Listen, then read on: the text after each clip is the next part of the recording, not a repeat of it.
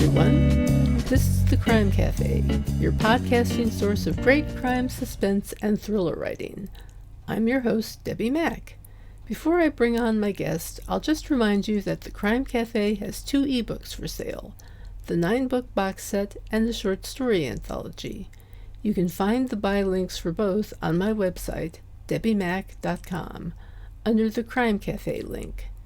You can also get a free copy of either book if you become a Patreon supporter.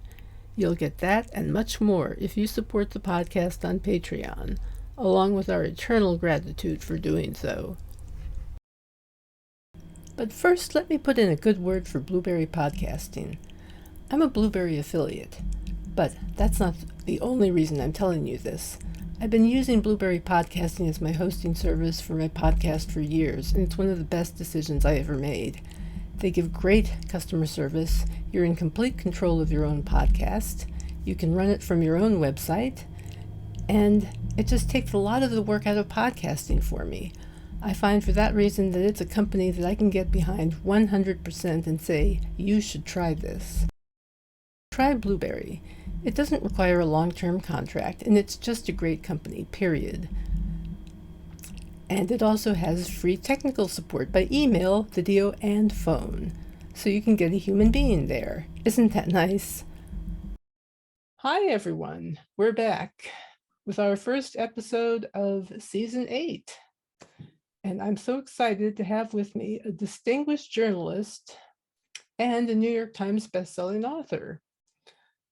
Previously a senior writer at the Daily Mail, news editor at the Daily Telegraph, and chief reporter at the Mail on Sunday, she's had lots of experience covering crime in her 30-year journalism career. She is also, as I said, a New York Times bestselling author of The Widow, The Child, and The Suspect. Her latest book is Local Gone Missing. I'm pleased to introduce my guest, Fiona Barton. Hi, Fiona. I'm so happy you're here today. Hi, it's so good of you to have me on. Very pleased to be here. Well, I'm extremely happy to have you here. I got to tell you, I was looking over your books, and the first 2 books concern your sleuth, Kate Waters, who's a journalist. Now, I suspect that a lot of that writing was inspired by your 30 years as a journalist. That's just a guess on my part. What do you have to say about that? Pretty good guess. Well, it's interesting because when I started writing The Widow, my first book, I didn't have a reporter in it. It was about a marriage with secrets. It was going to be told by Jean, my widow, in the title. And I thought, oh, I need somebody for Jean to be telling this to. So Kate came knocking at her door, and gradually her part in the book sort of got bigger because I loved writing her. It was coming home, you know. She's been everywhere I've been, and so I kept her for The Child, the second book. And she was the investigator, really, in the second book. And then the third book, The Suspect, she was still there, but I turned the tables on her, poor lady, and she became the story. And I thought at the end of The Suspect that I probably ought to let her have a lie down. She'd been through a lot. So I rested her and started writing about a whole new cast of characters. Did that lead to the book that you have now? Well, it did in the end. Yeah, I had a bit of a false start with book 4. I wrote something different and didn't quite work as I wanted it to. And so I asked if we could set it aside. And my wonderful editors, wonderful publishers said yes. And so then I then I started writing Local Gone Missing. Yeah, I noticed that this is kind of a deviation from what you've done before. Would it be fair to say? Oh yes, very much so. So instead of having a journalist, I've got a woman, a female murder detective, who is at a real crossroads in her life. She's one of these women who she knew where she was going, she knew what she was going to do, driven, didn't want a family, all about the job, and that was brilliant until her life imploded. She was diagnosed with breast cancer, and her long-term partner left rather brutally, and she's moved to a new town, a little seaside town, where she's on sick leave, and doesn't know whether she can go back to doing what she used to do, whether she can ever be that woman again. So very vulnerable, feeling very vulnerable. And so she's at the heart of the book, a brand new character. And I think the themes of the book are, for me anyway, Elise King, Elise King. It's her journey, a personal journey, but also going back to work through this rather amateurish investigation that her neighbour persuades her to get involved in, but it means that she's using all her skills. So it's a really positive thing that she's doing. I find that rather fascinating, the concept of a skilled, trained investigator being sidelined by a health issue and wondering if she can continue to do it and trying to find ways to do it. I think, you are seen differently when you've had a life-threatening illness, and the treatment is so brutal. It does leave you feeling vulnerable, and she's not sure that she's frightened, I think, that she might drop the ball, because she has brain fog from the chemo, and her strength isn't as it was, and all of those things. She thinks she's going to be judged by her colleagues. She is a woman in a man's world. So yeah. Do you think this kind of plays a little toward what a lot of women might feel at a certain age? Yes, absolutely. Yes. Welcome to my world. Amen. Yeah, exactly. Yeah, no, absolutely. There's been a lot of discussion here. I don't know whether it's been the same in the States about women's health, especially around the menopause and HRT, and lots of issues about that, about how women are sidelined when they get to a certain age. They become invisible, and it's true. I mean, it is astonishing, but it is true, that people just don't notice you anymore. So yeah, absolutely. Yeah, I'd say there's a certain amount of discussion about that here, for sure. Oh, good. All right. Yeah, good. No, big topic. Yeah, whatever discussion we don't generate ourselves, we steal from you guys, I gotta say. I'm sure You guys have some it's great, a two-way traffic, isn't it? Must be. Great television shows. I gotta tell you, I've been watching some wonderful stuff on the BBC America. Excellent. Yeah. Yeah. Golden excellent. age for television drama at the moment. It on both sure sides is. of the Atlantic. Yeah. Absolutely. I was reading in one of your interviews that you like to write about ordinary people dealing with extraordinary situations. I thought that was a great concept, one that I've always been fascinated with. Sure. And I think, because so much of journalism is that, the sort of journalism that I was doing, the reporting I was doing, it was news journalism. So I wasn't specializing in politics or health, or it was human interest stories. It was and crime, and all sorts of things, really. But it was a lot of ordinary people in extraordinary circumstances, some bad, most bad, and some good. Sometimes there are happy stories, thank God. But yeah, so I did a bit of an apprenticeship, really, 30 years writing about that before I came to fiction. Very, very interesting. I was trained in journalism, actually, but ended up going to law school. Well, there Go you are. figure. Well, yes, there's a lot of crossover There in is that world. actually. Yeah, yeah. I had a great period of adjustment from writing legal stuff to writing fiction myself. I saw that Absolutely. you spoke about that in another interview about the Yeah, difficulty of, oh, I'm allowed to make things up. I know. It's a weird thing, isn't it? You It would think is.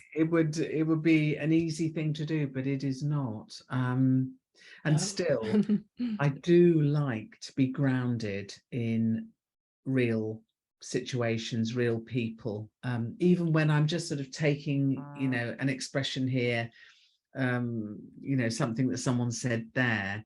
But even so, I don't write science fiction or fantasy. I need real people. So yeah, I'm stuck with that, I think.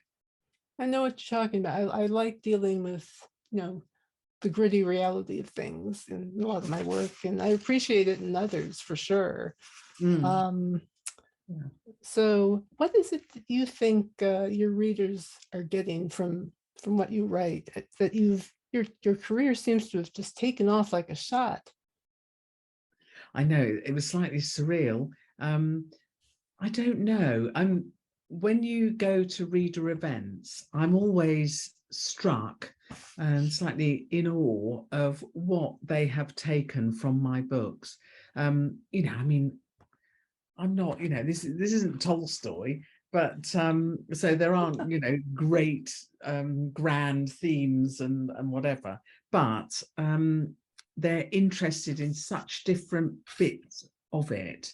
When I started, I was really worried that they'd hate me because I was a journalist, and journalists at that time in the UK were we were worse than the taxman.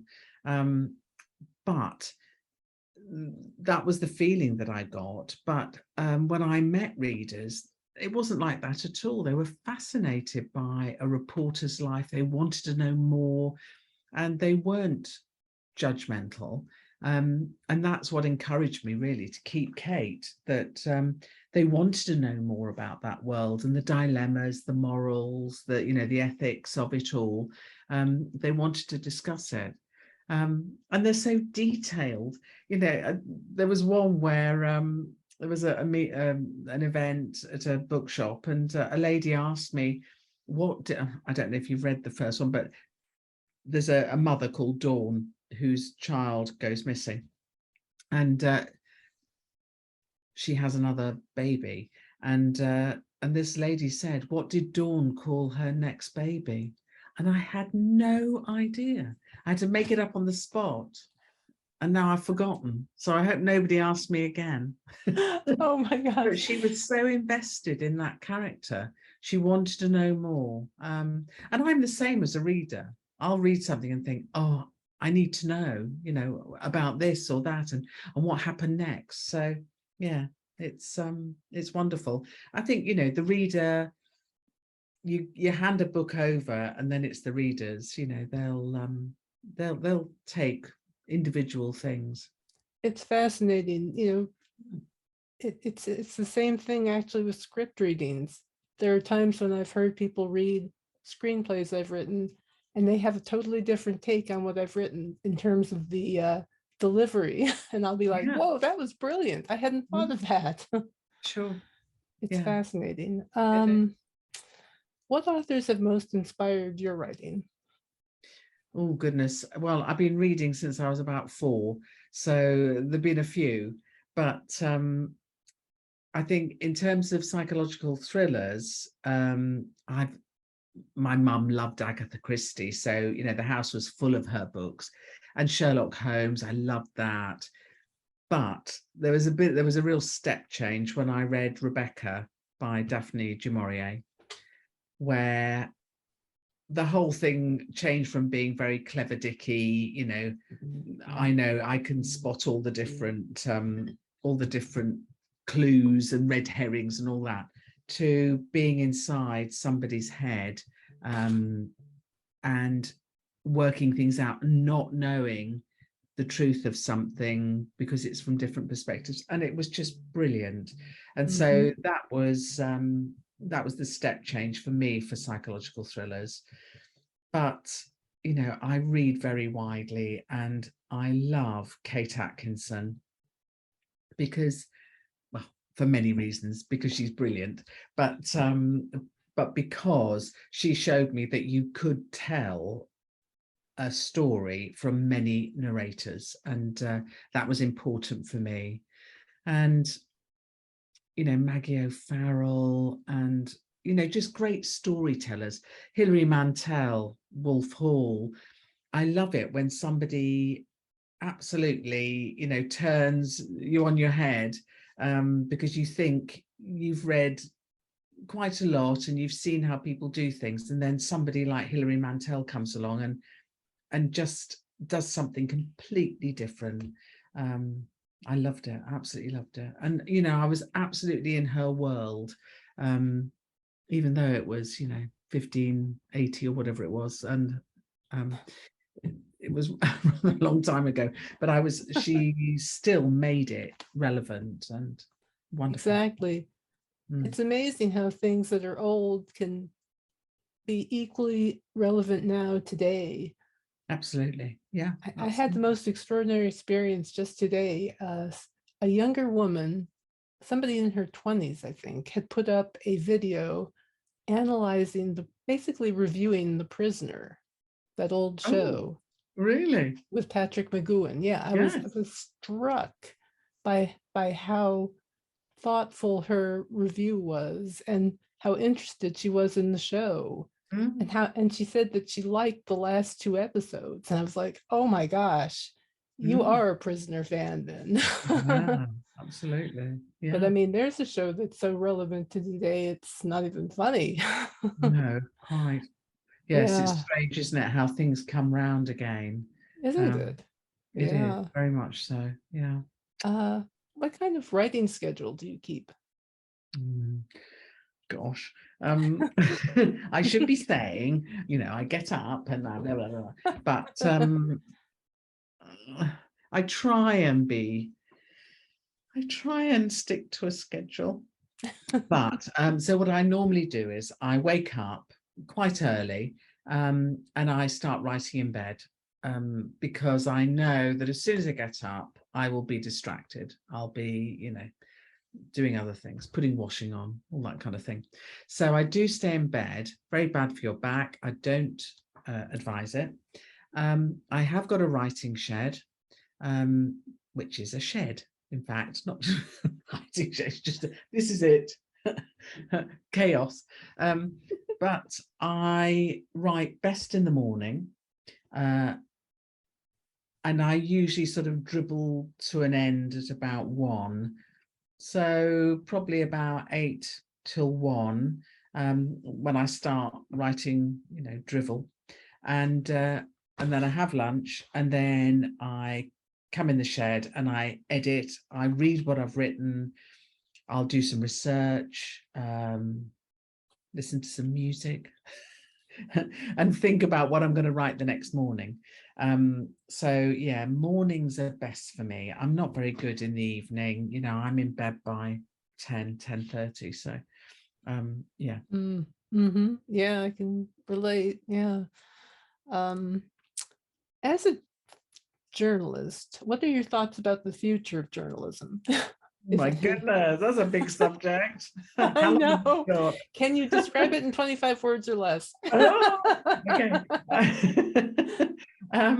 Gosh, the thing is, it's so important, and I think sometimes we lose sight of that, because we have in the West, we have a free press, in most countries in the West, and we've taken it for granted.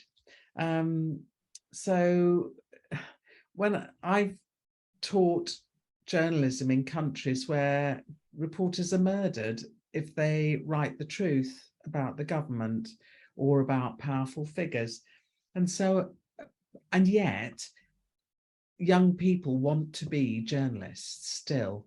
And so it's recalibrated what I feel about the future of journalism, because social media and the new platforms has changed everything.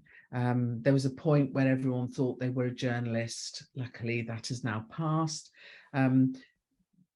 But it does mean that, people have got a microphone and can be heard.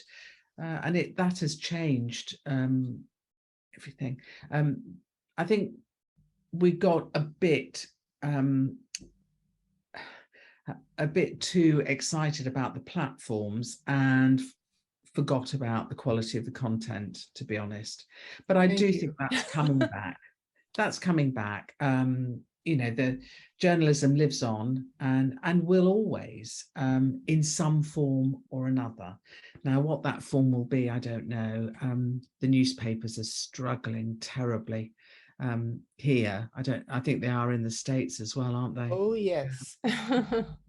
So, print is on its way out, but the journalists who worked for print are still producing excellent reporting, international reporting, long form journalism. So I'm optimistic. You've got to be, really, haven't you? That's right. Got to look on the bright side, even if there isn't one. To paraphrase, I think there is a bright Hammett. side. I think it'll be okay because it's so important. It can't disappear because you've got to be able to hold power to account, and it's one of those. It's one of the planks in that in democracy. Hear, hear. Let's see. What advice would you give to someone who would like to write for a living? Oh. When I started, my agent said, "Don't give up your real job just yet." Making a living is really hard as a writer, but if you want to do it, you've got to start. That's the main thing. I was saying to someone the other day, what I would say is get going and don't rush. So a bit of a contradiction, but get going in that, write down your ideas, get things moving in your head, but then don't rush to finish. Let it cook, let things unfold, give yourself time to develop. But I would say, it's all very well saying I've got, I've got such a good idea, and then doing nothing about it. Write it down, see what it looks like on a page, and carry on. That's it. Keep calm and carry on. Are you a Doctor Who fan? I used to be. I was terrified of it when I was a child. My best friend, who's still my best friend, she used to terrify me, and she'd put it on, and the music alone would make me hide behind the settee.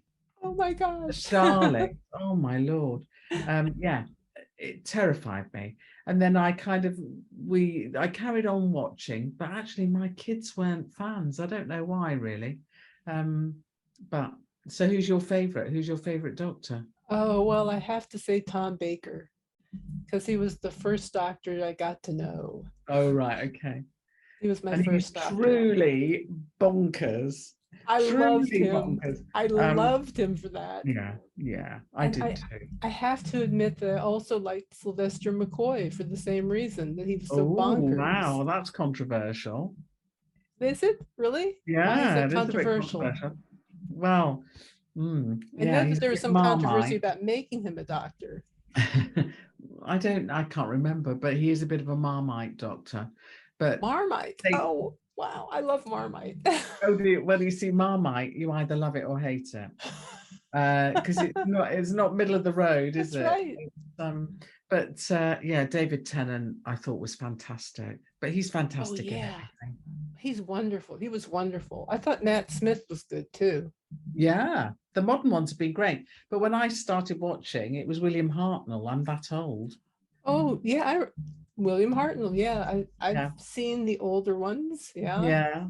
I mean, you can see the scenery moving now, but when you look at it now, and Patrick Troughton I thought was great too. He was wonderful. He had some good companions too. I liked them.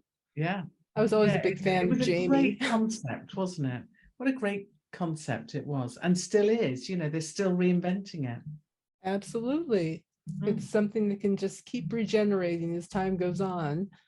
Um, let's see. Is there anything else you'd like to say before we finish up? This has been lovely.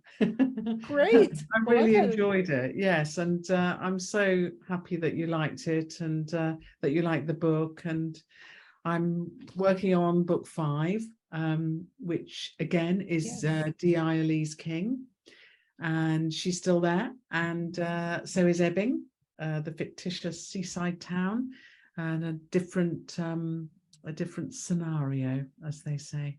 So maybe a series then.